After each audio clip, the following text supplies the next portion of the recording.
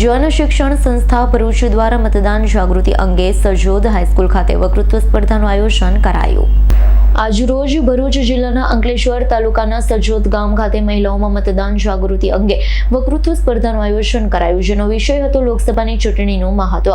કાર્યક્રમનું સંચાલન JSAS field coordinator Shrimati Krishnaben Katholiya, resource person Shrimati Priyankaben Prajapati, Nayanaben Patel, સાર્વજનિક હાઈસ્કૂલના આચાર્ય શ્રીમતી ભાવિશાબેન ભટ્ટના માર્ગદર્શનમાં આયોજિત કરાયું હતું।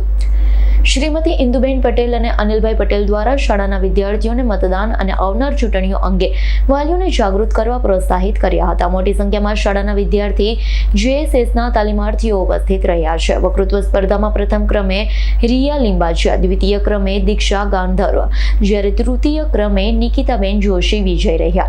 વિજેતાઓને 24/4/2024ના રોજ ભરૂચ ખાતે પૂર્ણાહુતિના દિવસે ટ્રોફી અને પ્રમાણપત્ર આપી સન્માનિત કરાશે। સમગ્ર કાર્યક્રમનું સંચાલન શ્રીમતી ફાલ્ગુનીબેન જોગીએ કર્યું હતું। રિયાઝ પટેલનો રિપોર્ટ, S9 ન્યૂઝ ભરૂચ।